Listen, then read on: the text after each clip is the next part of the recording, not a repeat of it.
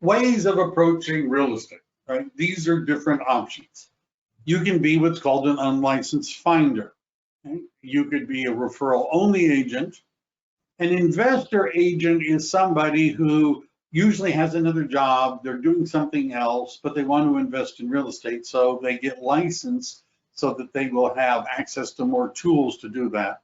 The dual career or part-time agent, there's two kinds of those. There are people that are transitional. They want out of whatever it is they're doing now, right? And so their goal is to sell real estate in sufficient volume that they can quit their current job. But then there are some people that don't want to quit their current job. They have medical benefits, it's stability. That's where they meet all the people that they're helping buy or sell real estate.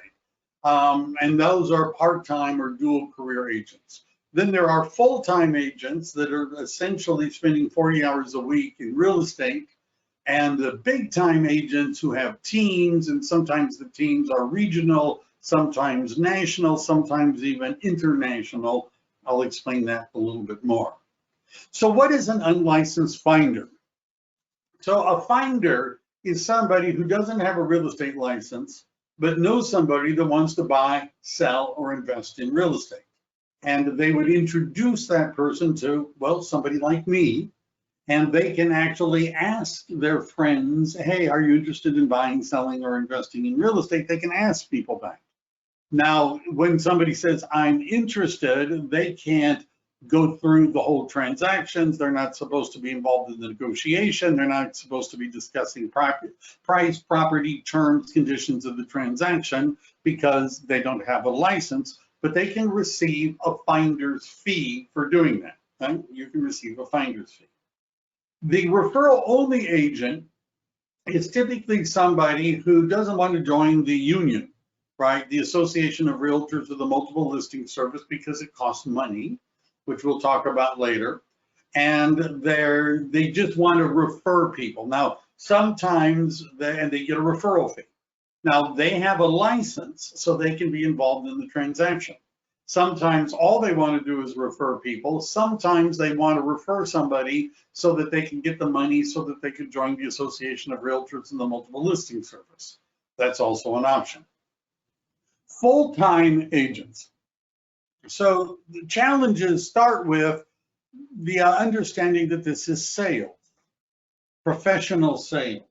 And what you're paid to do when you're in professional sales is to talk to people about buying, selling, or investing in real estate. The more people you talk to, the more you're going to get paid. If you only talk to some people about real estate, then you're only going to get paid some.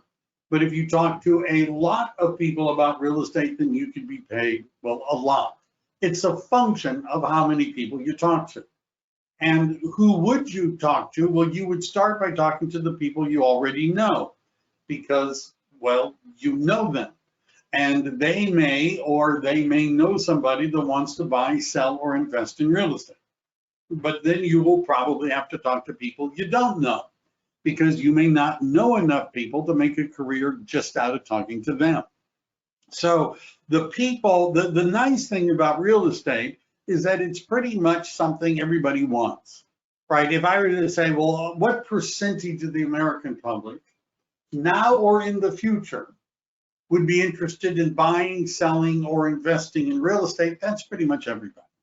So that means everyone you know and everyone you meet is a potential candidate. You just have to talk to them. You also might need 6 months reserves. Now, I've had people start in June and be paid their first commission check in July, but I'm not saying that that's the typical, that's typical. I'm not saying that's typical. So let's say you got licensed today and it took you 30 days to find somebody that wants to buy, sell, or invest. And you write up an offer and that offer is accepted. It could take another 30 to 60 days to 45, depending upon the type of transaction, for that transaction to close. So do you understand that could be 3 months, assuming you found somebody in the first 30 days. Right now, the goal of our coaching, training, mentoring is to get you to do something in the first 30 days, but you just need to understand, given the lag time in getting started. You might need 6 months before the money starts coming in regularly. If you're in residential real estate, you're going to need to work evenings and weekends. There's a really old saying that you got to make hay when the sun shines. And for real estate, that means when other people are not working. Now, this is also why you could do this part-time, because when you're not working is when they're not working and is when they're interested in talking to you. You have to be a self-starter. Your freedom is a gift not always wisely used. I think I mentioned that before. So you have to be a self-starter. You have to be willing to take initiative. You really need to be able to block out your time and be organized. There's also no salary. It's a commission-only profession, and it requires some startup capital. You're going to need maybe $1,200 or so just to get in the door. We'll talk about that later.